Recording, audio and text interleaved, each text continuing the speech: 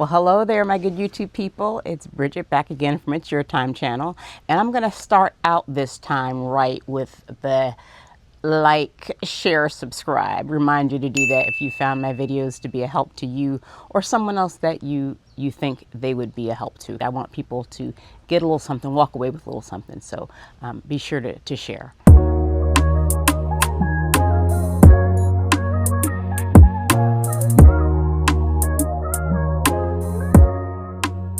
I think I've spoken before about the importance of being spiritually and physically rested and equipped to go into work. It's an unfortunate thing. A lot of nurses, a lot of medical professionals tend to be some of the most tired, worn out people that you'll run into. And, you know, I think there's two reasons for that. It's, we work very hard. You know, it's hard work taking care of people, and the work is getting harder. It's not getting easier as the years go on. But I also think that, you know, usually people are working, you know, not just one job, they're working two jobs. And if it's not two jobs in their profession, they also have a family. You know, people have families, they have children, or they have a spouse, or older parents that they're taking care of, you know, all different kinds of things. So I'm going to say, make sure that you find out what you need first off. Who are you? Are you the kind of person that needs 6, 8, 10 hours?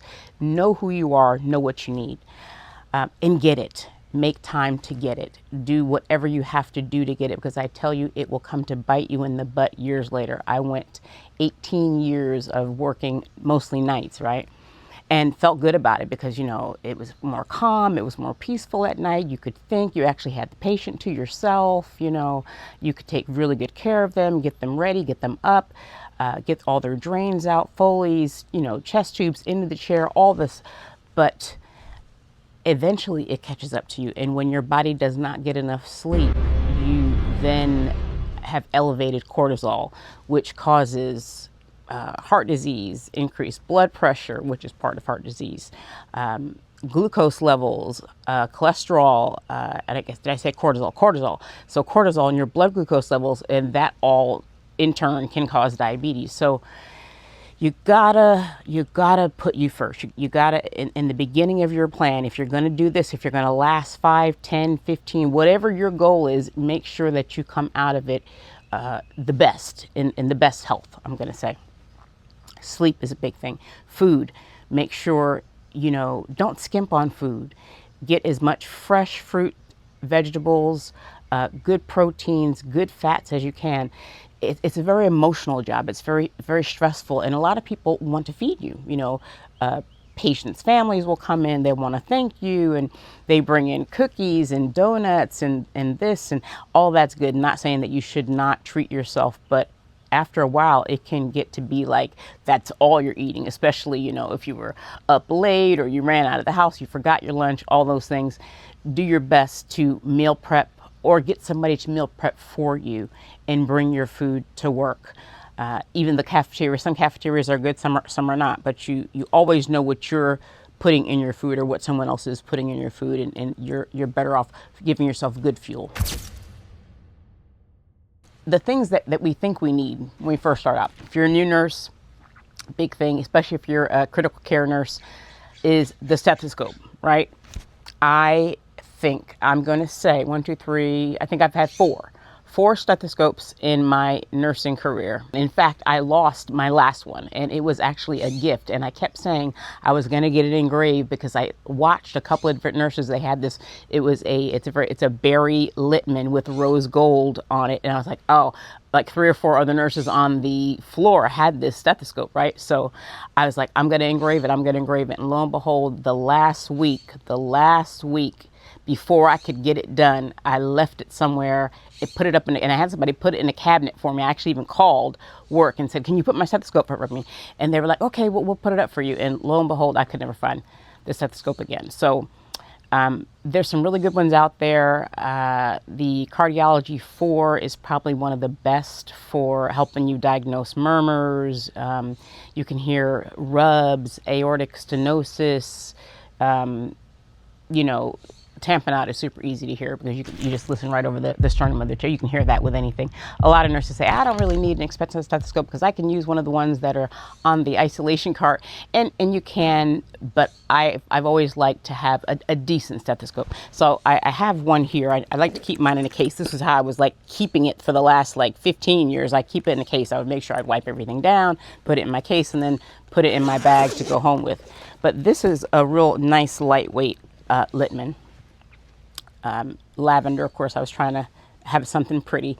And this one, I was smart enough and I put my name tag on it. Okay. This one was pretty cheap, but also effective. It helped me hear lung sounds, heart tones. You get really good at hearing it. There's actual labs and things that you can listen to it. There's recordings now. There's probably YouTubes now that you can go on and listen to heart tones. So you don't need something super, super expensive if you don't trust yourself to keep up with it, or because days get fast and busy and you put it down and then somebody picks it up and they walk away and there goes $250. So yeah.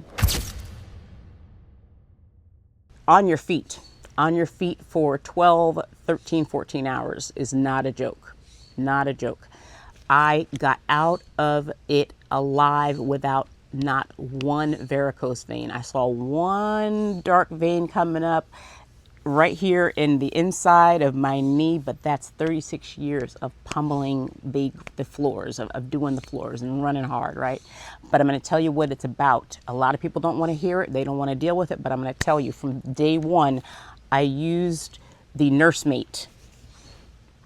And you're like, what? I can't use a pantyhose. They are the support hose. I got the most firm that I could get, and I would wear these in the winter. And I'm telling you, it was like a massage to my legs. When I didn't have them on, I knew it. My legs would ache. They would ache. They would hurt. And you don't have to necessarily do the full body if you don't want to do that. But it helped kind of keep everything together for me. They do have thigh high, they have knee high. But when you're running around, you're moving and you're dipping, you're diving, you're underneath the bed and you're back and forth, they move down, the ones from the knee and the thigh. They roll down. I don't have time to be going back in the bathroom, be pulling all this stuff up. I barely have time to go in the bathroom to take care of my business and get the water in I need to get a day when I'm trying to do my thing. So I don't have time for this stuff going on. But what I will share with you later on in my California years, it was hot. It is hot out here. So I got these, and these are actually super, what are these? These are the ones that have copper inside. And these are the ones that people actually wear when they're traveling. And they're super tight. They're like full on support for people with actual circulation issues. So I would use these, and these would stay up. The knee-high ones, they would stay up because they have a lot of elastic.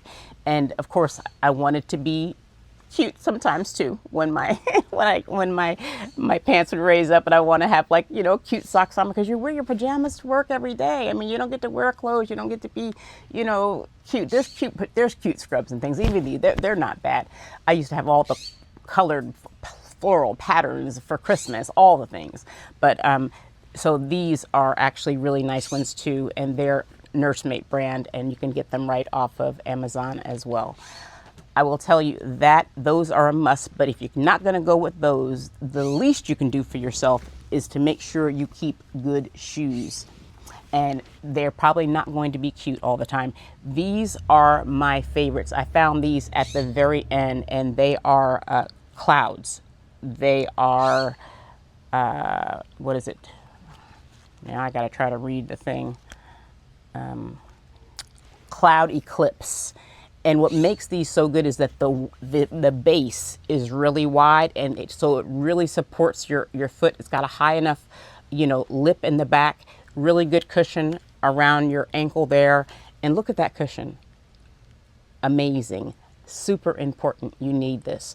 These are my favorites. I do like Hoka's. I've had a couple of pairs of Hoka's, and they lasted me about 6 months. And I say 6 months because I was using them like I would trade off. I usually have 2 pairs that I'm going between, right? When I'm doing, say 36, 48 hours a week. So those, but these are also a good idea if you like light shoes. All right, these are the Asics. They're super light, but they have that wide base that I'm telling you about. So you get that support and that cushioning because you're going to need it after 12 hours of being on your feet.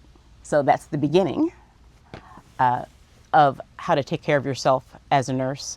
There is much, much more to come. Working on that course for you guys, for people who want to go a little bit further into depth, or people that know, if they have someone that they know that might be thinking about finding a job, where you want to work, what you want to do, how to know what specialty to go in. Because even as doctors, a lot of people say, oh my gosh, these doctors, I don't even see my doctor. I'm always going to a specialist. It's true. And nurses are the same way. Nurses have specialties that they do as well. So I'm hoping again that you got something that you could use, that you're able to eat off my plate. I hope that you have a fabulously blessed day, and we'll see you again on the next episode. God bless.